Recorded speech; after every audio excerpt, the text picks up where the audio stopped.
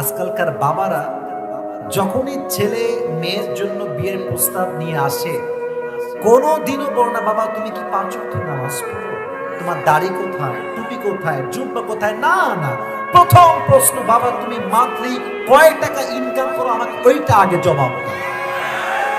কি আব্বা জান আপনি কি টাকাই বুঝলেন, খালি কি টাকাই বুঝলেন? আমি সেদিন একটা ওয়ার্ড শুনলাম, হুজুর নাম বলবো না, উনি বললেন যে ওনাকে একটা মুরব্বী বলা যাবে নাকি, শেষ করি সবার পারমিশন লাগবে, বলা যাবে?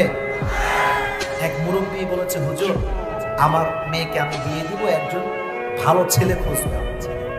তো যখন ভালো ছেলে খোঁজার কথা বলছে, বলছে ছেলে কোথায় পাওয়া যায়। একদিন বলছে ভাই একটা ছেলে পাইছে, শোনান এদিকে আসেন। তো ওই ছেলে কি করে, বলছে এক মাদ্রাসার প্রিন্সিপাল। ছেলে কি করে, ওই ছেলে আবার আর এক মসজিদের খতিব, বেতন কত, বলছে 12,000। বলছে হইল না, 12,000 হবে না হুজুর, ছেলে যাই হোক হুজুর, খারাপ হোক সমস্যা নাই, বেতন হওয়া লাগবে 1 লাখ টাকা। বুঝলাম আব্বা জান আপনি টাকার পাগল হয়েছেন, চরিত্রের মূল্য আপনি বুঝতে পারেন না, ঠিক কিনা বল?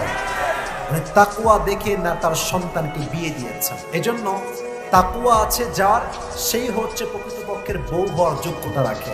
আর তাকওয়া যার নাই, তারাই কিন্তু বিয়ের পরে ইমোতে গিয়ে উল্টাপাল্টা ভিডিও করে ব্যবসা করে বেড়ায়, ঠিক কিনা বল? অতএব মাথায় রাখবেন, তাকওয়া আছে যার, সে কখনো পরকীয়ার মতো জঘন্যতম কাজ করতে পারবে। 1 নম্বর হাদিস আপনাকে রেফারেন্স দিয়ে বললাম। আর একটা হাদিস শুনবেন, আবু বকর রাদিয়াল্লাহু তাআলা আনহু, নাম শুনছেন আপনারা সবাই? বলেন তো ইসলামের প্রথম খলিফার নাম কি? এত আসতে বলেন, নাম কি? আবু বকর রাদিয়াল্লাহু তাআলা আনহু ইসলামের প্রথম খলিফা। তাকওয়া কাকে বলে একটু ভালো করে বুঝবেন। একদিন তার সন্তান মায়ের কাছে আবদার করেছে, আম্মা জান আব্বা আসলে বলবেন যে আমরা সারিদ খেতে চাই। আমাদের দেশে সবচেয়ে যে গোস্তের দাম বেশি, এটা কি মুরগির গোস্ত না গরুর গোস্ত? বুঝেন নাই মনে? কার গোস্ত? গরুর গোস্ত। এত দাম, আমরা মধ্যবিত্ত পরিবারের সন্তানরা গরুর গোস্তের আশেপাশেও ভিড়তে পারি, ঠিক কিনা বলুন? তো ওই সময়ে সবচেয়ে দামি খাবারের নাম হচ্ছে সারিদ। তো বলছে তাই ঠিক আছে যাও, আমি তোমার আব্বাকে বলবো। মা বলছে। আবু বকর যখন আসছে, তার বউ এমনি সামনে দাঁড়িয়ে গেছে। ইয়া আবু বকর, একটা আবদার বলছে। কি আবদার? আপনার সন্তানরা সারিদ খেতে চায়। প্রধানমন্ত্রী, আমার দেশের প্রধানমন্ত্রীর নাম কি? শেখ হাসিনা। উনি যদি বলে যে আমার কাছে গরুর গোস্ত খাওয়ার টাকা নাই, এটা পৃথিবী কেউ বিশ্বাস করতে পারবে না। আবু বকর বলছে যে না, টাকা নেই, আমি যে সারিদ খাওয়াবো 2 পয়সা আমার কাছে নাই দেওয়ার মতো। তো এই কথা শুনে তার বউ একটু রেগে গিয়েছে। বলছে আচ্ছা, পুরো রাষ্ট্রের টাকা আপনার কাছে, খাজানা ভরপুর টাকা, যদি আপনি 100 দিনার বা দিরহাম বের করেন, আপনি কে কি বলবে, নিয়ে আসেন না আপনি। বলছে আমি যদি নিয়ে আসি আর খাওয়াই, এটা যদি কেউ না দেখে, দেখবে একজন। আজকে তো আমরা জোরে বলুন তিনি কে? উনি বুঝে গিয়েছে যে আমার স্বামী আমাকে দিবে না সারিদ। এইভাবে করে 2-3 মাস পার হয়ে গিয়ে সারিদ খাওয়ার কোনো খবর নাই। প্রায় কয়েক মাস পরে আবু বকর ঘরে আসছে যখন, তার বিবি তার সামনে একটা ছোট্ট প্লেট নিয়ে আসছে, প্লেটে রাখা আছে সারিদ। ডাক দিয়ে বলছে ও স্বামী, আপনি কয়েক টুকরা সারিদ খাওয়াতে চাই, একটু আমার থেকে গ্রহণ করবেন। যখন তার পেটে সারিদ দেখতে পেয়েছে, আবু বকর ডাক দিয়ে বলছে আমার বিবি তুমি এই সারিদ কই থেকে পেয়েছো? এবার ডাক দিয়ে বলছে আবু বকর আপনি যে প্রত্যেক মাসে আমাকে হাত খরচ টাকা দেন, হাত খরচ মান্থলি, এই খরচ থেকে টাকা বাঁচিয়ে বাঁচিয়ে সামান্য কয়েক টাকা বাঁচাতে বাঁচাতে আজকে 3 মাস বা 4 মাস পরে আমি আমার সন্তানদের আবদার পূরণ করবার জন্য সারিদ ক্রয় করে নিয়ে আসছি। উনি নিলেন, এদিকে তাকে আমার হাতের দিকে নিয়ে খেলেন। খাওয়ার পরে সোজা সংসদ ভবনে গেলেন। রাষ্ট্রের মন্ত্রী, এমপি, ব্যারিস্টার, যত পুলিশ, আর্মি, বিডিআর, র্যাব, দায়িত্বশীল সবাইকে ডাকলেন মজলিসে শুরা। সবাই তো অবাক, কিরে এত দ্রুত সবাইকে তলব কেন, কি হয়েছে আবু বকর? বলছে তোমরা আমাকে কি স্যালারি দাও, যাই দাও না কেন এটা আজ থেকে কমায় দাও। তো মাঝখান থেকে একজন যুবক দাঁড়াচ্ছে, বলছে একটা প্রশ্ন করবেন, বলছেন না, বলো কি হয়েছে? বলছে আচ্ছা আপনি তো আমাদেরই কাজ করেন, বেতন বেশি হলে সমস্যা কোথায়, রাখেন আপনি, কোনো সমস্যা আমাদের নাই। তো উনি বলছেন রাষ্ট্রের থেকে আমি 2 পয়সা মেরে খাবো আর আমি জাহান্নামের আগুনে করব, এটা আমি আবু বকর এক মুহূর্তের জন্য সহ্য করতে পারবো না। সবাই রাষ্ট্রের সামান্য 1 পয়সা মেরে খাবে, তাও সে একমত হতে পারে নাই আল্লাহর ভয়ের জন্য।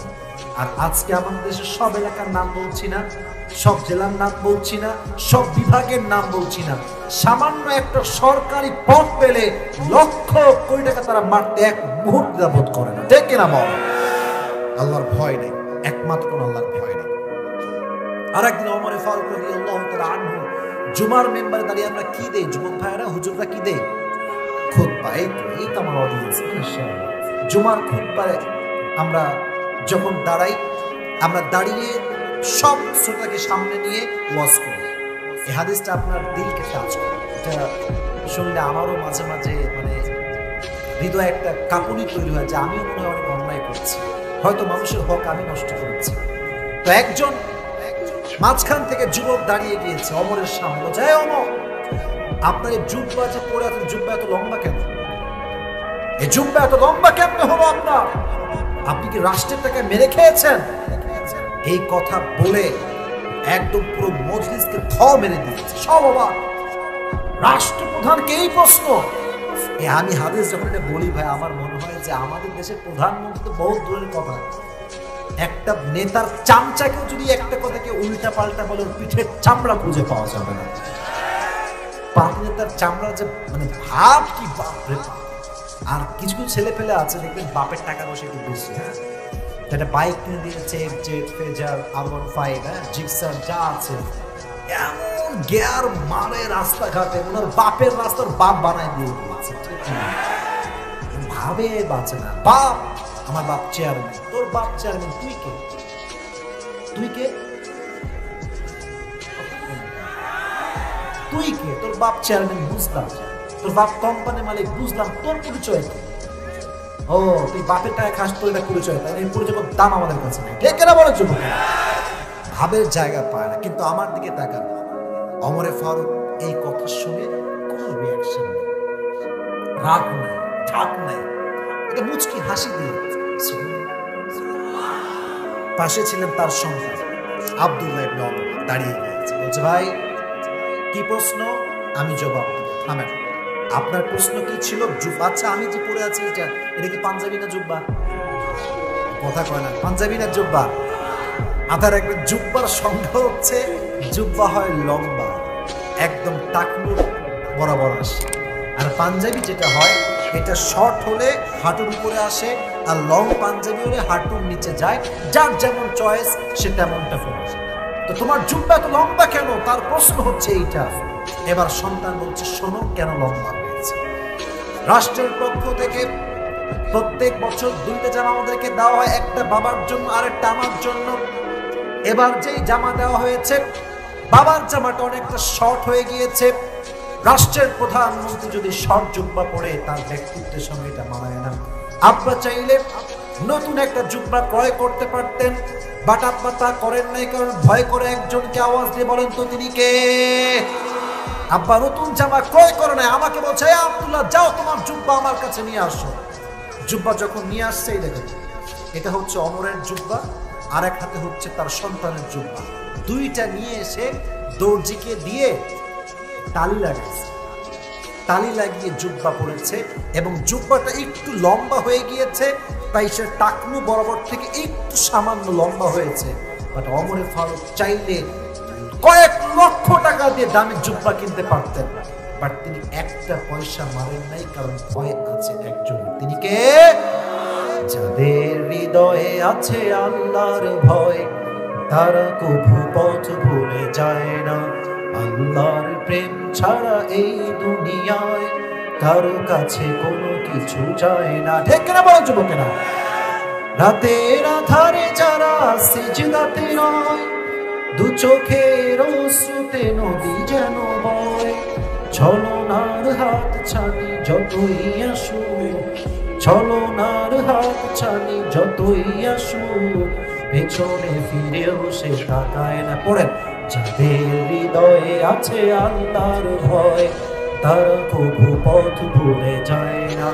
আল্লাহর প্রেম ছাড়া এই দুনিয়ায় কারো কাছে কোনো কিছু চায় না। ঠিক না বলো যুবক ভাইরা? অতএব যেই নেতার হৃদয়ে, যেই মন্ত্রীর হৃদয়ে, যেই মেম্বারের হৃদয়ে আল্লাহর ভয় থাকবে, সে রাষ্ট্রের টাকা এক পয়সা মারা কোনো সাহস খুঁজে পাবে না। আল্লাহ আমাদের সবাইকে আল্লাহর ভয়টা অর্জন করার তৌফিক দান করুন। সকলে পড়া আমিন। সর্বশেষ একটা আয়াত বলবো, তাকওয়ার পুরস্কার লাগবে তো, তাই না? আমি যে এই গুণটা অর্জন করবো, গুণটা পুরস্কার, বলেন না কেন, আছে না নাই? ওয়ালিমান খাফা মাকাম রাব্বিহি জান্নাতান, এটা হচ্ছে তাকওয়ার পুরস্কার। তাকওয়ার পুরস্কার, যে তাকওয়া অর্জন করবে তার জান্নাত একটা নয়, আল্লাহ তাকে দুটি জান্নাতের মালিক বানিয়ে দিবে। এর বলেন সবাই খুশি না বেজার? আচ্ছা, রাস্তাঘাটে যখন আপনার, আচ্ছা দিনাজপুরে একটা ঘোরার জায়গা আছে না? এটা কোন দিকে ভাই? এই আশেপাশে নাকি? মিস হয়ে গেল রে। এখন বাজে কয়টা? রাত 12টা বেজে পার। এখন তো ঢুকতে দিবে না ভাই আমারে। বহু আগে আসছিলাম। এটার নাম কি বলেন? স্বপ্ন? আচ্ছা আচ্ছা, আল্লাহ যদি বাচ্চা দেখে একদিন দেখে যাবো ইনশাআল্লাহ। তো যখন স্বপ্নপুরি যাবেন, জাস্ট ফর এন এক্সাম্পল, এটা কোনো বাস্তবতা না, আমি জাস্ট এক্সাম্পল দিচ্ছি। কালকে আপনি গেলেন মনে করেন, দেখবেন যখন শুক্রবারে কোনো টুরিস্ট স্পটে যাবেন, কক্সবাজার হোক, সেন্ট মার্টিন হোক, সিলেট হোক, চা বাগান হোক, দেখবেন যে অবাধে মেয়েরা জিন্সের টাইট ফিটিং জামা পরে ঘুরে বেড়াচ্ছে। ঠিক কিনা বলেন? তো এটা আবার মা বোনরা রাগটা করবেন না, আমি জাস্ট বোঝাবার সাথে বলছি। তো আমরা মানে কি বলবো, দুঃখের কথা, তারা পড়লে দোষ হয় না, যুবকরা তাকাইলেই দোষ হয়। তা আমরা যখন মানে ওয়াজ করি পোশাক ঠিক করতে হবে, তখন মেয়েরা বলেছে আমাদের পোশাকের চোখের দোষ। আচ্ছা, আমাদের যে দিনাজপুরের যে মেইন রোড দিয়ে আমি আসলাম, আমার যে গাড়িটা বিশাল বড় গাড়ি আছে, লম্বা গাড়ি, তো যদি আমি মনে করেন গাড়ি চালাচ্ছি, মনে করেন 100, আমার গাড়ির স্পিড কত? 100। আচ্ছা, মেয়েরা যদি বলে যে চোখের দোষ, চোখ সবসময় থাকবে নিচের দিকে, আচ্ছা মানলাম, দ্যাটস ফাইন, দ্যাটস ওকে, আমি চোখ নামাবো নিচের দিকে। কারণ আমি গাড়ি চালাচ্ছি 100, বিশাল স্পিডে গাড়ি আছে, সামনে দিয়ে একটা মেয়ে আসছে, জিন্সের প্যান্ট পরে, বিশাল ভাবছে কি রে, তাকাইলেও চোখের দোষ হয়ে যাবে, তাকাবো না আজকে, গাড়ি থাক একসাথে, চোখ নামাইলাম আমি নিচে। বুঝলে? বুঝপাতা না বুঝলে? গাড়ি যে কোন দিক যাবে তা তো বাদ দিলাম, আমি নিজেও মরবো, সামনে যেই কয়টা আছে ওইগুলো নিয়ে আমারে মরতে হবে। ঠিক কিনা বল? মেয়েদের লজিক যদি আমরা মানতে চাই, এই মরা ছাড়া কোনো গতি আমাদের জীবনে নাই। ঠিক কিনা বলেন? তবে মেয়েদেরকে আমি ছোট্ট একটা পাল্টা লজিক দিচ্ছি বোঝাবার সাথে। যদি পোশাকের দোষ না হতো, তাহলে বাংলাদেশের 90% ধর্ষণ যা হয়েছে, বেশিরভাগ ধর্ষিত নারী হচ্ছে জিন্সের প্যান্ট এবং টি শার্ট পরিহিত নারী ছিল। আর রাস্তায় যখন একজন মেয়ে বোরকা পরে, সুন্দর হিজাব পরে, নেকাব পরে হেঁটে বেড়ায়, একজন গাঁজাখোর যুবক যে জীবনে নামাজই পড়ে নাই, সেও তাকে দেখলে স্যালুট করতে বাধ্য হয়ে যায়। ঠিক কিনা? এবার আসেন হাদিস শোনাই। ওমরে ফারুকের জামানায় একজন যুবক যে বড্ড আল্লাহকে ভয় পেত, একদিন সেই যুবকটা ওমরে ফারুকের কাছে আসছে, বের হয়ে দেখছে একজন নারী তার বাসাই হচ্ছে ওমরে ফারুকের আশেপাশে। তাকে দেখে বলছে, তোমাকে আমার বড্ড পছন্দ, আমি তোমার সঙ্গে সম্পর্ক করতে চাই। তো যুবক বলছে, অসম্ভব, এটা আমি করতে পারবো না, আমার হৃদয়ে ভয় আছে একজনের। আওয়াজ দিয়ে বলেন, তিনি কে? বাট মেয়েটা প্রত্যেক দিন তাকে ফুসলায়, প্রত্যেক দিন তাকে বাজে কাজে আহ্বান করে, বাট যুবক কখনো সেই কাজে পা দেয়। বাট একদিন ফাইনালি যুবকটা মেয়ের সঙ্গে জেনা করবার জন্য উদ্বুদ্ধ হয়ে গিয়েছে। যুবক মানুষ তো, রক্ত একটু বেশি গরম হয়, বাধ্য হয়ে গিয়েছে। এবার আমার দিকে তাকান, চোখ নয় আমার হাত দেখান। এটা হচ্ছে মেয়ের বাসার দরজা। আমার কথা বুঝতে কোনো সমস্যা হচ্ছে না আপনাদের? এটা হচ্ছে মেয়ের বাসার চৌকাঠ, এটা হচ্ছে যুবকের পা। যুবক যখন জেনা করবার জন্য বাসায় এন্ট্রি নিবে, যখন সে প্রবেশ করবে, পাটা দিয়েছে, পাটা ফেলতে পারে নাই, পাটা যে ফেলতে পারে নাই, তখনই একটা আয়াত স্মরণ আসছে, কোরআনের আয়াত, ইন্নাল্লাযীনা তাকাউ ইযা মাসসাহুম তাইফুম মিনাশ শাইতান তাযাক্কারু ফাইযা হুম মুবসিরুন। এর অর্থ হচ্ছে যেই বান্দা আল্লাহকে ভয় করে, যখনই তাকে শয়তান কোনো ওয়াসওয়াসা দেয়, তখনই সেই বান্দা আল্লাহকে স্মরণ করে এমন অবস্থায় যেন সে আল্লাহকে দেখতে পাচ্ছে। সুবহানাল্লাহ, জোরে সোরে পড়লেন আপনারা? এই আয়াত যখন স্মরণ আসছে, এই পা দেখেন, পাটা এদিকে দিয়ে উল্টা হয়ে অজ্ঞান হয়ে পড়ে গিয়েছে, সেন্সলেস, জ্ঞান হারিয়ে গিয়েছে। এবার ওই মেয়ে যখন বাসার থেকে বের হয়েছে যুবকের সঙ্গে বাজে কাজ করবার জন্য, বের হয়ে দেখছে যুবকটা অজ্ঞান হয়ে পড়ে আছে। ওই মেয়ে ভাবছে যুবক মরে গেছে, শেষ। এবার ওকে তুলে লাশটা ওর বাবার বাড়ির সামনে রেখে দিয়ে আসে। হারুন আলাইহিস সালাতু ওয়াস সালাম জন্মগ্রহণ করেন, তখন হত্যার আদেশ বন্ধ ছিল। কিন্তু মূসা আলাইহিস সালাতু ওয়াস সালাম যখন জন্মগ্রহণ করেন, তখন হত্যার আদেশটা জারি ছিল। তো মূসা আলাইহিস সালাতু ওয়াস সালামের আম্মাজান বড় ভয় পেলেন যে আহা, যদি আমার সন্তানকে হত্যা করে তাহলে আমার কি হতে পারে, তাহলে আমার কি অবস্থা হতে পারে। তিনি অনেক ভীতু হয়ে গেলেন, অনেক ভয় পেলেন যে আমার কি হতে পারে। তখন তিনি যে কাজটি করলেন সেটি হচ্ছে ওনার সন্তানকে তিনি গোপনে লালন পালন শুরু করলেন, গোপনে, কেউ জানতো না। একটা বাচ্চা যে জন্মগ্রহণ করেছে তার ঘরে কারো কোনো খবরই ছিল না। তবুও ভেতরে একটা ভয়, ফেরাউন যদি জানতে পারে, যদি লিক হয়ে যায়, খবর হয়ে যায়, তাহলে আমার কি হবে। তো আল্লাহ তাআলা আদেশ করলেন যে হে মুসার মা, কথা কি বোঝা যায় যুবক ভাইরা? বলেন, কথা বোঝা যায়? যায় যায় তাকবীর দেন, লিল্লাহি তাকবীর। আল্লাহ তাআলা মুসা আলাইহিস সালাতু ওয়াস সালামের মায়ে একটা আদেশ বুঝাই দিলেন যে তুমি তোমার সন্তানকে ছোট্ট একটা কাঠের বাক্স তৈরি করো, কাঠের বাক্স তৈরি করে তুমি তোমার সন্তানকে নীল দরিয়ায় ভাসিয়ে দাও। তো যখন আল্লাহ তাআলা আদেশ করলেন তখন তিনি তাই করলেন। ছোট্ট একটা বাক্সতে মূসা আলাইহিস সালাতু ওয়াস সালামকে বন্দী করলেন, বন্দী বলতে রাখলেন, এবং তাকে তিনি ভাসিয়ে দিলেন।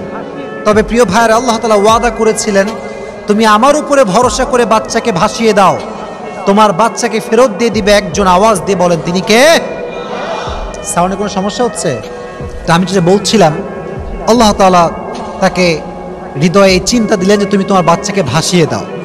তো বাচ্চাকে ভাসানোর পরে মজার ঘটনা দেখেন, খুব ভালো করে খেয়াল করবেন। বলেন তো, মূসা যখন জন্মগ্রহণ করেছিলেন তখন কি হত্যার আদেশ বন্ধ ছিল না জারি ছিল?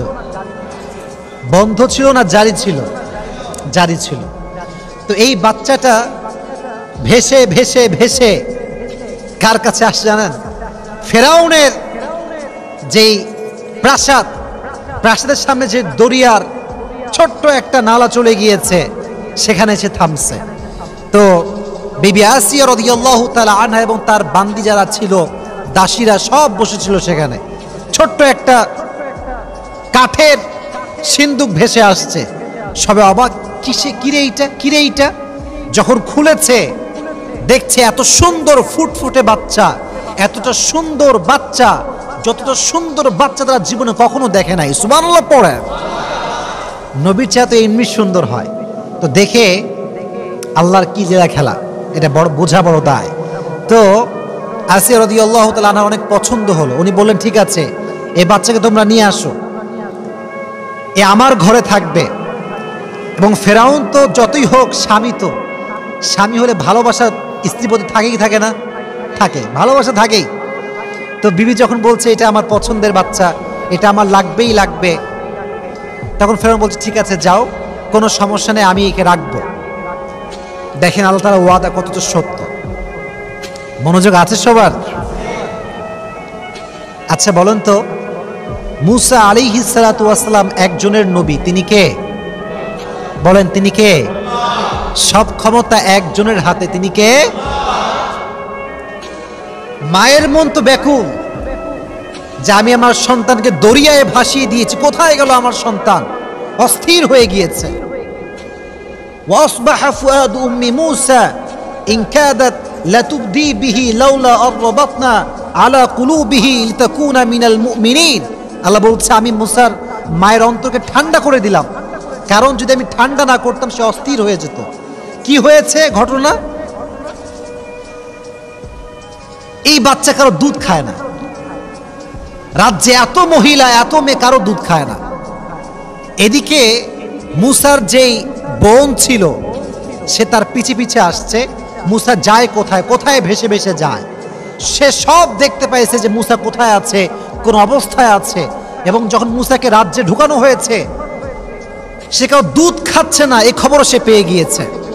তখন সে বলছে সবাইকে ডাক দিয়ে, যাচ্ছে আমি যদি একজন নারীর সন্ধান দিয়ে আপনাদেরকে, এমন নারী যে নারী এখানে আসলেই বাচ্চা তার দুধ পান করবে, আপনাকে তাই গ্রহণ করবেন? সে বলছে অবশ্যই, নিয়ে আসো। কোথায় সেই মহিলা? আল্লাহর আদেশ দেখেন, সঙ্গে সঙ্গে সে গিয়ে মুসা আলাইহিস সালাম মায়ের কাছে গেলেন, গিয়ে বললেন যে এই ঘটনা, আপনাকে এখন ফেরাউনের কাছে যাওয়া লাগবে। নিয়ে আসছে। নিয়ে আসার পরে যখনই বাচ্চা কোলে নিয়েছে, সঙ্গে সঙ্গে বাচ্চা তার দুধ পান করতে শুরু করে দিয়েছে। সুবহানাল্লাহ পড়ে। তো যখন দুধ পান করতে শুরু করছে, ফেরাউনের মনে সন্দেহ, কিরে এই বাচ্চা কারো দুধ পান করে না, এই মহিলার দুধ কেন পান করে? ভেতরে একটা সন্দেহ যুবক ভাইরা আছে না নাই? আছে। তখন বলল, এই কি খবর, এই বাচ্চা তোমার দুধ কেন পান করছে? কি ব্যাপার, সমস্যাটা কোথায়, বা বাস্তবতা আসলে কি? তখন সে বলল যে দেখুন, আমি এমন একজন নারী, এমন একজন মহিলা, যে আমার কাজই হচ্ছে বাচ্চাদেরকে দুধ পান করানো। এজন্য যে কোনো বাচ্চাই আমার দুধ সহজে পান করে, এই জন্য এই বাচ্চাও খুব সহজে আমার দুধ পান করেছে। এই যে একটা উপস্থিত জবাব, এটা মুসার মায়ের অন্তরে ঢুকাই দিয়েছে। একজন আওয়াজ দিয়ে বলে, তিনি কে? এবার আল্লাহর কি সুন্দর আমানত রক্ষা। ফরাদাদনাহু ইলা উম্মিহি কাই তাকাররা আইনুহা ওয়ালা তাহজান ওয়ালিতা'লাম আন্না ওয়া'দাল্লাহি হাক্কু ওয়ালাকিন্না আকসারহুম লা ইয়ালামুন। আল্লাহ বলছেন, ওয়াদা সবাই ভাঙতে পারে, কিন্তু ওয়াদা একজন ভাঙতে পারেন না, তিনি কে? এবার হামান বলল, ঠিক আছে, এই মহিলাকে আমাদের প্রাসাদে রেখে দাও, এবং প্রত্যেক নারীর যেই বেতন, তার চেয়ে ডবল বেতন দিয়ে নারীকে রাখা হোক। সুবহানাল্লাহ পড়ে। আল্লাহ তাআলা মুসা আলাইহিস সালামকে তার মায়ের গর্ভে ফিরিয়ে দিলেন। আমরা ঘটনার দিকে আসছি, আসিয়ার জীবনের মেইন চ্যাপ্টারে আমরা আসছি। এটা বলতেই হবে, আসিয়ার জীবনী বলতে গেলে মুসা আলাইহিস সালামের জীবনটা উল্লেখ করাটা অনেক বেশি জরুরি একটা বিষয়। তো দেখেন, যখন মুসা বড় হল, প্রথমে হচ্ছে শৈশব, তারপরে কৈশোর, তারপরে যৌবন। যখন একটু যুবক হয়েছে, তাগড়া কিছুটা যুবক, একটা অকাজ করে ফেলছে, একটা ভুল কাজ করে ফেলেছে। আচ্ছা, মাঝে মাঝে আমাদের মাঝে ঝগড়া লাগে না? ঝগড়া লাগে কি লাগে না? লাগে। মনে করেন আপনি রাজশাহীর সিএনবি আছে না, এই কথা কয় না, আছে না নাই? গেছো তোমরা? গেছো কখন? গেছো? আচ্ছা, তো দেখছেন ওখানে গিয়ে মারামারি লাগছে, দুজন ছেলে পেলে খুব মারামারি।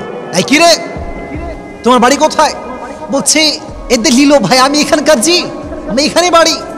আরে বলছে তোর বাড়ি কোথায়? বলছে আমার বাড়ি চট্টগ্রাম। বলছে কি, চট্টগ্রামের ছেলে রাজশাহীর ছেলেকে মারছে? এটা কিভাবে সম্ভব? আপনি দিন এখানে ঘুষি, কারণ আমার পক্ষের লোক রাজশাহীর লোক মার খায়, এটা সহ্য করা যায় না। লে ঘিরেলে মারামারি শুরু হয়ে গেল। তো ব্যাপারটা এরকম হয়েছে। মুসা আলাইহিস সালাম রাস্তা দিয়ে হাঁটছেন, হঠাৎ করে দেখছেন যে দুজন মারামারি করছে।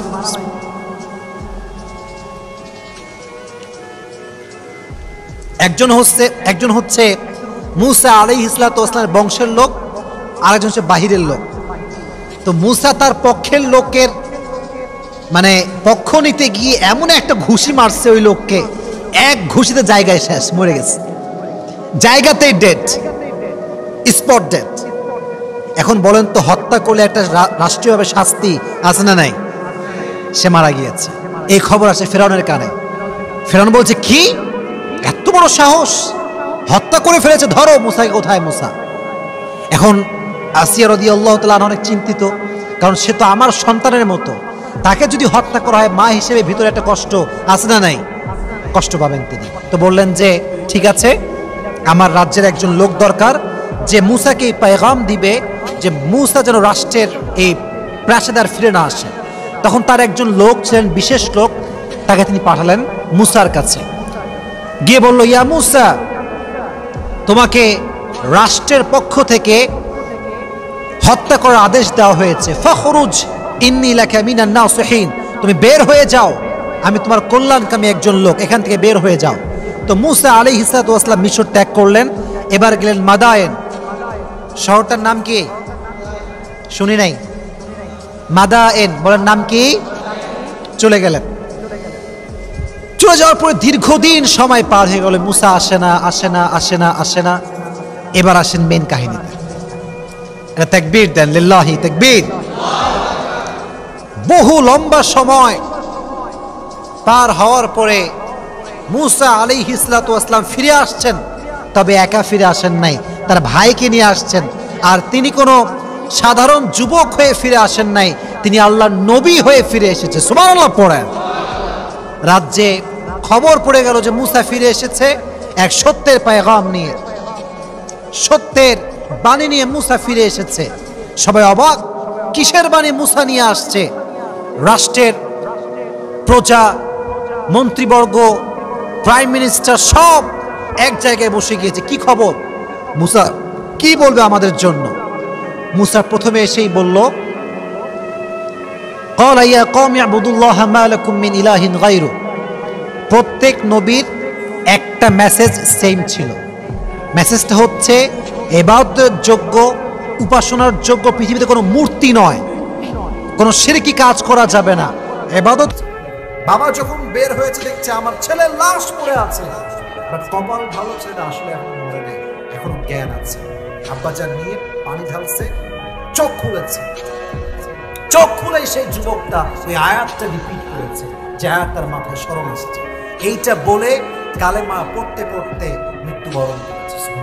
না, কিন্তু বাবা তো সন্তান বলে যে তোমার কষ্ট লাগে ভাই, তো আব্বা প্রচন্ড পরিমাণে আঘাত পেয়েছে। ওমর ফারুক নিজেই তার জানাজার ইমাম ছিল, নিজেই তাকে জানাজা দিয়েছে, কবর দিয়েছে। এবার আসেন মূল কথা, মূল মেসেজ। যখন জানাজা শেষ, কবর দেওয়া শেষ, আব্বাজান কাঁদছে কবরের পাশে দাঁড়িয়ে। ওমর ফারুক বলছে, আব্বাজান ডোন্ট ক্রাই, কাঁদবেন না। আল্লাহ বলেছেন ওয়ালিমান খাফা মাকামা রাব্বিহি জান্নাতান, যে আল্লাহর ভয় রাখবে তাকে দুটি জান্নাত দিবে। এই কথা যখন সে বলেছে, কবর থেকে যুবক নিজেই জবাব দিয়ে বলছে, ওমর, আল্লাহ আমাকে অলরেডি দুটি জান্নাত দান করে দিয়েছে।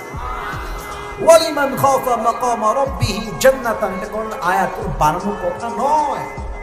সূরা রহমানে আল্লাহ তাআলা বলছে, ওয়ালিমান খাফা মাকামা রাব্বিহি জান্নাতান, তোমরা আল্লাহর ভয় অর্জন করো, বিনিময়ে আমি আল্লাহ তাআলা তোমাকে দুটি জান্নাতের মালিক বানাই দেব। সুবহানাল্লাহ পড়বেন না?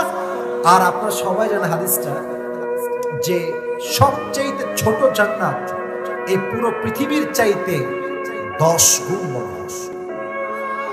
তাহলে আপনি পাবেন বড় জান্নাত, তবু এটা একটা নয়, দুইটা। তাহলে এটা কত বড় হতে পারে? Just try to feel it, একটু অনুধাবন করেন। অতএব যতদিন আমরা বেঁচে আছি, আমাদের হৃদয়ে ভয় থাকবে একজনের জন্য। আওয়াজ দিয়ে বলেন তো, তিনি কে? আচ্ছা, একটা বিষয় খুব ভালো লাগে, যে বেজে গেছে প্রায় 12:30 পার, তবু আপনাদের মাঝে কোনো উঠাউঠি নাই, কোনো বিরক্তি ভাব নাই। এটা স্পষ্ট প্রমাণ, ফুলবাড়ির মাটি এটা ইসলামের মাটি। ঠিক কিনা বলেন যুবক ভাই? আমি বড্ড অবাক হয়ে গেলাম, যে ঠান্ডা, যে অবস্থা। আর গতকাল দিনাজপুর পুরো বাংলাদেশের সর্বনিম্ন তাপমাত্রা ছিল, আজকে আচ্ছা আজকে 5। আর কালকে যে পরিমাণ কুয়াশা দেখেছি, আল্লাহু আকবার, আমি আমার মাহফিলের জগতে এই পরিমাণ কুয়াশা আমি জীবনেও দেখি নাই। গাড়ি চলেছে মাত্র 10 বা 15তে, তো আজকে কুয়াশা তুলনামূলক অনেকটা কম আছে, তাই ঠান্ডা মনে একটু কম লাগছে। তো আপনারা আমাকে যদি সময় দেন, আমি সেকেন্ড মেসেজটা নিয়ে কিছু কথা বলি, তারপরে দোয়া করবো। বলা যাবে ইনশাআল্লাহ? কেউ রাগটা করবেন না তো ইনশাআল্লাহ? তাহলে একজন যুবককে আমি চাই, যার বউটো কেউ নাই, সিঙ্গেল পার্টি, সে দাঁড়িয়ে একটা বাঘের বাচ্চার মতো তাকবীর দিবে দাঁড়িয়ে। কে আছে?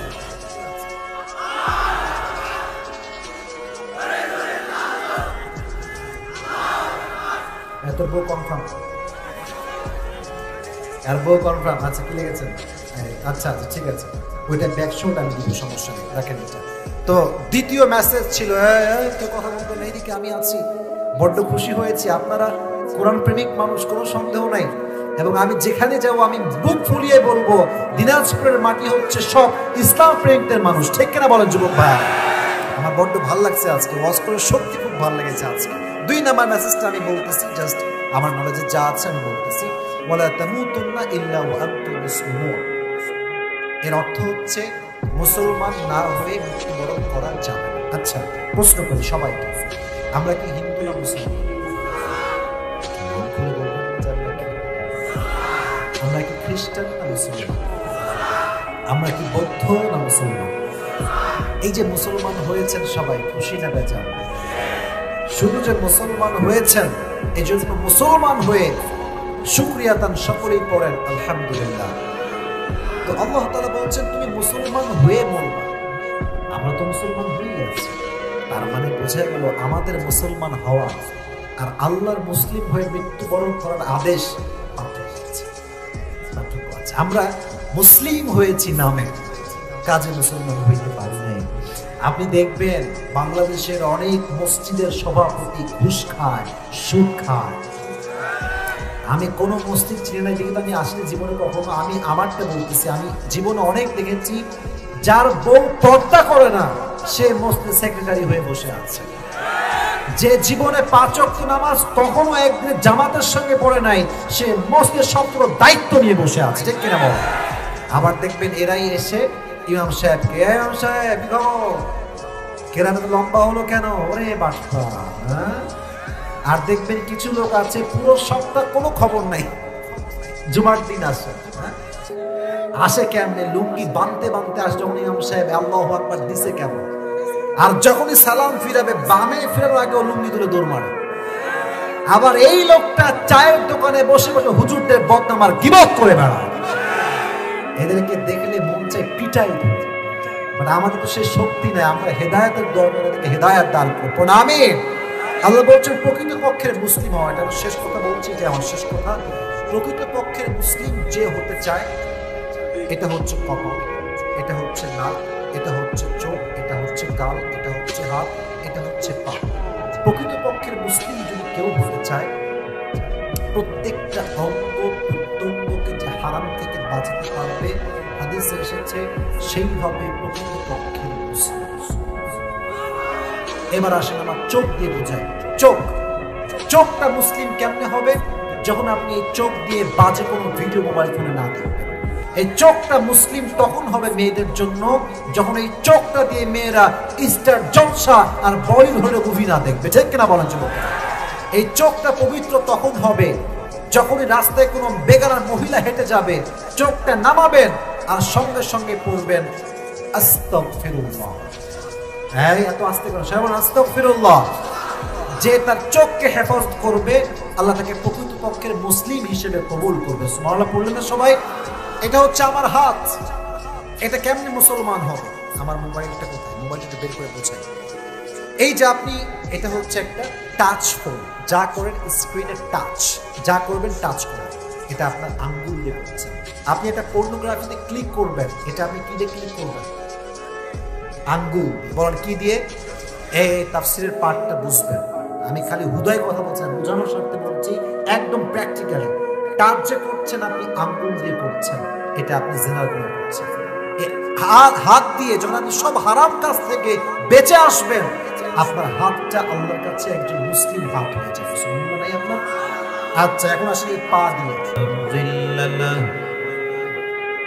ومن يضلل فلا هادي له أي فلن تجد له وليا مرشدا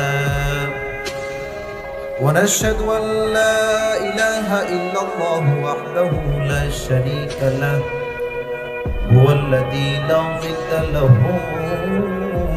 ولا ند له لا مثل له ولا مثيل له ولا كفيل له لا شبه له ولا شبيه له ولا ولد له ولا هو الواحد الفرد الصمد لم يلد ولم يولد ولم يكن له كفوا أحد ونشهد أن سيدنا ونبينا وحبيبنا وحبيب ربنا وطبيبنا وطبيب أرواحنا محمدا عبد الله ورسوله أرسله بالحق بشيرا ونذيرا وداعيا إلى الله بإذنه وسراجا وقمرا منيرا أما بعد فأعوذ بالله من الشيطان الرجيم بسم الله الرحمن الرحيم يا أيها الذين آمنوا اتقوا الله حق تقاته ولا تموتن إلا وأنتم مسلمون وقال تعالى في كلامه المجيد فاتقوا الله ما استطعتم وقال رسول الله صلى الله عليه وسلم تركت فيكم أمرين لن تضلوا ما تمسكتم بهما كتاب الله وسنة رسوله وقال رسول الله صلى الله عليه وسلم من قرأ القرآن فاستظهره فأحل حلاله وحرم حرامه فأدخله الله الجنة وشفعه في 10 من أهل بيته كلهم قد وجبت لهم النار إن الله وملائكته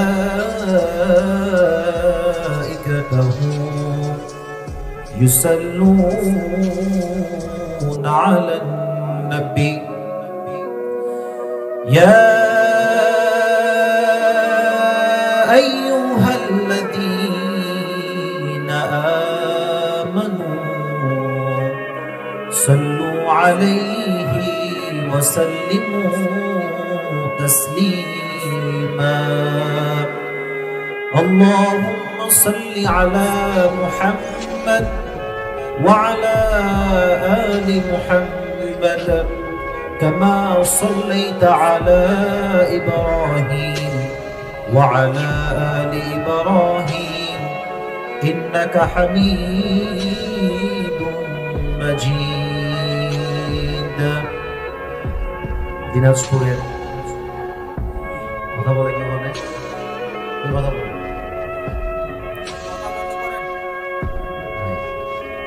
হাসি বলে মজা হয়ে গেছে না আমি আছি তো আমি কথা বলার সময় ডান বাম করে দেখা যাবে কথা বললেন আপনি তো দিনাজপুরের মানুষ আপনাদের সবাই ভদ্র ঘরের মানুষ ঠিক কিনা আমি তো দূরের মেহমান আমার কাছে বদনাম করা যাবে না আমার কাছে বদনাম নেওয়া যাবে না আমি যেন যাওয়ার সময় বলতে পারি যে হ্যাঁ আমি একটা জায়গা মতো বীর পুরুষের সন্তানদের সামনে ওয়াচ করে আসছি ঠিক কিনা ক্যামেরাম্যান তো আসবেই ভাই আমি কি করবো আমি তো কাউকে দাওয়াত দিয়ে নিয়ে আসিনি সবাই ইসলামের জন্য কোরআনের স্বার্থে তারা এসেছে আর যতটুকু থামেন আমি কিছু কথা বলে থাকতে পারি যেহেতু আপনারা আমাকে একটা অবজেকশন দিতে ক্যামেরা দেখা যাচ্ছে না যতটুকু আমি জানতে পারলাম যে এটা এমন একটা মাঠ যেই মাঠে আগে গানের আয়োজন করা হতো কিন্তু এই বিগত 3 বছর থেকে এই মাঠে মাহফিলটা হচ্ছে তো যে যুব সমাজ একটা সময় গান শুনতো যাত্রাপালা করতো তারা যদি কোরআনের পথে আসে মাথায় রাখবেন তারা ইউটিউব থেকে ফেসবুক থেকে আজকে আলেমদের বক্তব্য শুনে তাদের জীবনটা অনেকটাই আজকে পরিবর্তন হয়ে গিয়েছে আমরা যদি মিডিয়াতে কাজ না করি এই যে কিছু পাটপাড় আছে যারা বেশিরভাগ ইমামদেরকে গালি দিয়ে কথা বলে উল্টা পাল্টা কাজ করে মেয়েদের সঙ্গে ওপেনলি লুচ্চামি করে এরা গোটা মিডিয়াকে নষ্ট করে রেখে দেবে ঠিক কিনা বাবা এদের জন্য হলো আমাদের ইসলামের কাজের প্রচারের জন্য মিডিয়ার দরকার আছে তো মিডিয়া যেহেতু এসেছে একটু মানায় নেন, মানা নিলে জীবনটা সুন্দর হয়। মেহেরবানি করে এগুলো নিয়ে আর কোনো মারামারি করবেন না। আমি যতক্ষণ পর্যন্ত আছি একটা শান্ত শিষ্ট পরিবেশ চাই।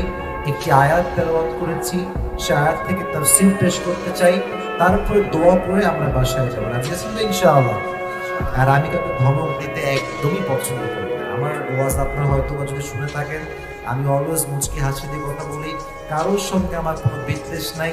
যে আমার বদনাম করে আমি তার প্রশংসা করি, এটা আমার ব্যক্তিগত একটা অভ্যেস। আমার কথা হচ্ছে একটা ধমক দিয়ে নয়, ঝাড়ি দিয়ে নয়, ভালোবাসা দিয়ে গোটা বিশ্বকে জয় করতে হবে, ঠিক না? তো আমি এখানে ঝাড়ি দেওয়ার জন্য আসি নাই। আপনারা আমাকে ভালোবাসেন, আমিও আপনাদেরকে ভালোবাসি। আর ডানে বামে জায়গা একটু চাপাচাপি হয়ে যাচ্ছে হয়, মেহেরবানি করে সবাই স্পেস নিয়ে দাঁড়াবেন না, বসবেন ইনশাআল্লাহ। কোনো ভিড়াভিড়ি চাপাচাপি করবেন না। আর মিডিয়ার ভাইদের যদি কাজ হয়ে যায়, হয় ডানে যাবেন, বামে চেপে যাবেন, না হয় বসে যাবেন। কারোর জন্য যদি আমাকে দেখতে সমস্যা হয়, সেলফির জন্য বা মারামারির জন্য, এটা কিন্তু আমি সহ্য করতে পারবো না। কারণ প্রত্যেকটা যুবক যদি আমাকে না দেখে, ওদের মন আজকে ভরবে না, ঠিক আছে না? মেহেরবানি করে কেউ ডিস্টার্ব করবেন না। যারা আমাকে এখানে আছেন, দেখতে একটু কষ্ট হবে, সমস্যা নাই, বাট আমি ডান বাম হবো, তখন দেখা যাবে, ঠিক আছে ইনশাআল্লাহ? আচ্ছা, আজকের এই প্রোগ্রাম ধর্মপুর জামজাঙ্গা জামিয়া মুসলিম উদ্যোগে আয়োজিত 14 জানুয়ারি। আজকের এই প্রোগ্রামে সভাপতি রয়েছেন আলহাজ মোহাম্মদ সাইদুল হাজি, বর্তমান চেয়ারম্যানের বাবা, দ্বিতীয় নং কি লেখা আছে, আলাদিপুর ইউপি। উনি কি আসছে? বসে আছে। আল্লাহ সভাপতি সাহেবকে নিয়ে দান করুন, সকলে পড়া আমিন। এবং উনি যেই প্রোগ্রামের জন্য সহযোগিতা করেছেন যুবক ভাইদেরকে, আমি দোয়া করি আল্লাহ ওনাকে এটার বিনিময় করে জান্নাতুল ফিরদাউস যে উচ্চ মাকাম মৃত্যুর পরে নসিব করে, সকলে পড়া আমিন। আজকের এই প্রোগ্রামে সহ সভাপতি রয়েছেন জনাব মোহাম্মদ শহীদুল পাটোয়ারি। উনি কি আসছে? আসেনি, অসুস্থ। আল্লাহ ওনাকে পরিপূর্ণ শেফায়ে আজলা কামেলা দান করুন, সকলে পড়া আমিন। আজকের এই প্রোগ্রামে প্রধান অতিথি রয়েছেন বীর মুক্তিযোদ্ধা অ্যাডভোকেট মুস্তাফিজুর রহমান ফিজা। আচ্ছা, উনি তো আসেনি মনে হয়। আচ্ছা, ওনার জন্য আমরা দোয়া করি আল্লাহ ওনাকে অনেক হায়াত দান করুন, সকলে মন খুলে পড়া আমিন। বিশেষ অতিথি প্রায় 7-8 জনের নাম লেখা আছে, সবার নাম তো করা পসিবল নয়। যারা এই প্রোগ্রামকে বাস্তবায়ন করবার জন্য দীর্ঘদিন ধরে সহযোগিতা করেছেন, সকলের সহযোগিতার বিনিময় করে আমাদের সবাইকে নেক হায়াত দান করে, সকলেই মন খুলে পড়া আমিন। আমার পূর্বে কথা বলেছে আমার প্রিয় ভাই হাফেজ মাওলানা মেহেদী হাসান বিপ্লবী ভাই, যেন অনেক সুন্দর কথা বলেছেন এবং আপনাদেরকে সামনে রেখেছেন, ধরে রেখেছেন। It's really hard, it's really tough. মানুষের মন জয় করা, মানুষের সঙ্গে কথা বলে ঠিকঠাক রাখা, এটা যে কত কঠিন কাজ, এটা একজন লেকচারার খুব ভালো করে বোঝে। পুরো বাংলাদেশ ঘুরছি, মানুষের নেচার কেমন, তবিয়ত কেমন, স্বভাব কেমন, আস্তে আস্তে টের পাচ্ছি। মানুষের ভেতরে আজকাল ভেজালে ভরে গেছে একেবারে। এবং আমাদের এই দেশে যে পরিমাণ বাটপার পীর আছে, ওই পরিমাণ বাংলাদেশের জনগণ খুঁজে পাওয়া মুশকিল হয়ে যাবে। জায়গায় জায়গায় বাবা, তালা বাবা, ন্যাংটা বাবা, কত বাবা যে বাংলাদেশে আছে রে ভাই। এবং সবচেয়ে বড় অবাক লাগে আমার এইটা, যে আজকাল কিছু মেয়েরা আছে দেখবেন মাজারে গিয়ে বাপের কাছে ছেলে চায়, মেয়ে চায়। নাউজুবিল্লাহ নাই? আপনাদের আওয়াজ খুব মরা মনে হচ্ছে, কিন্তু দিনাজপুরের আওয়াজ হইতে পারে না। দিনাজপুরের মধ্যে পড়ে না আপনাদের ফুলবাড়িটা? আপনার পাঁচতে নাউজুবিল্লাহ কেন পড়লেন? জোরে শুরু করেন নাউজুবিল্লাহ। মেয়েদের স্বভাব, মেয়েরা ন্যাচারালি একটু পাগলা টাইপের হয়। পাগলা মানে এটা আগে কিসের ঠিক করতে হবে শুধুমাত্র একজনের, তিনি কে? ফেরনের মাথা গরম। ফেরন কয়, আরে আমি হলাম প্রভু, আমি হলাম রব, আমি হলাম খোদা, আর সে কোন খোদা কথা কয়? নাউজুবিল্লাহ পড়লে না যুবক ভাইয়েরা? মাথা গরম, বলে ধরো মুসাকে। ওর সাহস থেকে আসলো এইটা। এবার শুরু হলো মুসার সঙ্গে দ্বন্দ্ব, সেই দ্বন্দ্ব। কিন্তু সত্যের বিজয় তো সুনিশ্চিত, সত্য কখনো হারতে পারে না। মুসা আলাইহিস সালাম প্রত্যেকটা ধাপে, আপনারা জানেন যে একটা জাদুর খেলা হয়েছিল। আপনারা শুনছেন সবাই কথাটা, জাদুর খেলা, যে মুসা আলাইহিস সালামের লাঠি বিশাল বড় সাপ হয়ে গিয়েছিল। জাদুকরদের সব সাপ, বাঘ, সিংহ সব খেয়ে ফেলেছে। তো ফেরাউন প্রত্যেকটা ক্ষেত্রে হার মেনে গিয়েছে মুসার সামনে। কারণ এটা তো কোনো মিথ্যা বাণী নয়, এটা একজনের বাণী। তিনি কে? এবার ফেরাউনের মাথা মারাত্মক গরম, বাসায় ফিরে আসছে। ফেরাউন বলছে এবার আমি মুসাকে হত্যা করব, যেটাই হোক না কেন, দারুনি আক্তুল মুসা, আমি হত্যা করেই ছাড়বো। ওয়ালিয়াদউ রাব্বাহ, সে যতই ডাকুক না কেন তার রবকে আমি তাকে হত্যা করেই ছাড়বো। মনে রাখবেন, সত্য যখন মানুষের সামনে প্রকাশিত হয়ে যায় তখন দুর্বল মানুষ আর চুপ থাকে না। মনে রাখবেন, বিড়াল যখন বাধ্য হয়ে যায় তখন সে সিংহকেও হামলা করে। ঠিক কিনা যুবক ভাইরা বলেন? যখন সে বাধ্য হয়ে যায় তখন একজন যুবক দাঁড়িয়ে গিয়েছে, দাঁড়িয়ে বলছে, ফেরাউন, আমি বিশ্বাস করি যে মূসা যে দাবি করেছে সেটা দাবি তো সত্য। তুমি কি আতাকতুলুনা রাজুলান আইয়াকুলা রাব্বি আল্লাহ ওয়া ক্বাদ জাআকুম বিল বাইয়িনাতি মির রাব্বিকুম, তুমি কি এমন যুবককে হত্যা করবে যে সত্যর বাণী নিয়ে আসছে, যে সত্যের পতাকা নিয়ে আসছে, যে সত্যের বাণীকে সমুন্নত করবার জন্য এসেছে? তুমি কি এমন যুবককে হত্যা করবা? ফেরাউন কয়, কিরে, আমার গোলামও তার পক্ষের লোক, ধরে গেলে। যখনই ধরতে যাবে সে পালাই গেছে। কিন্তু অবাক করা বিষয় হচ্ছে, তার একজন স্ত্রী ছিল, সে ছিল ফেরাউনের বান্দি, ফেরাউনের দাসী। যুবক ভাইয়ারা একটা কথা মাথায় রাখবেন, এখন আসলে গোলাম আমরা ব্যবহার করি না, দাসী আমরা ব্যবহার করি না। আগের যুগে দাসী ছিল কিছুটা স্ত্রীর মতো। এটা নলেজে রাখবেন যে স্ত্রীর সঙ্গে যেমন সহবাস করা যায় এখন, এটা হালাল, এবং এটা নবীজির হাদিসের মাধ্যমে, কোরআনের মাধ্যমে এটা স্পষ্ট প্রমাণিত। তবে তৎকালীন সময়ে দাসীর সঙ্গে সহবাস করা হালাল ছিল। তো প্রত্যেকটা বাদশা, বড় বড় লোক, বড় প্রধানমন্ত্রী বলেন, বড় ধনী বলেন, সবার দাসী ছিল। তো তার যে দাসী ছিল ফেরাউনের, এই দাসীর স্বামী ছিল এই যুবকটা, যে যুবকটা ফেরাউনের বিপক্ষে স্লোগান তুলেছিল। এটা বড় মর্মান্তিক ঘটনা। এই ঘটনা আর তারপরে একটা ঘটনা, এই দুটো শুনলে আমাদের আলোচনা আজকে শেষ হয়ে যাবে। ফেরাউন বলল, ঠিক আছে, যেহেতু সে পালিয়ে গিয়েছে, এবার তার বউকে ধরো। বউকে নিয়ে আসছে, যুবতী মেয়ে, বয়স খুব বেশি একটা নয়, দুইটা মাত্র মেয়ে। কয়টা মেয়ে? তোমরা সবাই বলো যুবক ভাই, কয়টা মেয়ে? দুইটা মেয়ে। একটা হচ্ছে হাঁটতে পারে, কথা বলতে পারে, আর একটা হচ্ছে কোলের শিশু। কিসের শিশু? কোলের শিশু, বাচ্চা, একদম বাচ্চা। এই তুমি কি ঈমান এনেছো? এই বাদী, তুমি কি ঈমান এনেছো? স্পষ্ট ভাষায় বলছে, আমি আল্লাহর উপরে ঈমান এনেছি। ঈমান কাকে বলে? তো বলছে, তুমি যদি মুসার উপরে ঈমান এখন না ছাড়ো, আল্লাহকে যদি অবিশ্বাস না করো, আমার প্রভুত্ব যদি তুমি স্বীকার না করো, তোমাকে আমি আগুনে পুড়িয়ে মারব, তোমার সন্তানদেরকে আমি আগুনে পুড়িয়ে মারব। এই সবাই যাও, আগুন জ্বালাও, খড়ি নিয়ে আসো। আগুন বিশাল বড় লম্বা এড়িয়ে ধরে আগুন জ্বালানো হয়েছে। বলছে, ঈমান আনবা? বলছেন, ন, আমি আল্লাহকে বিশ্বাস করে। ওর বাচ্চাকে ধরো।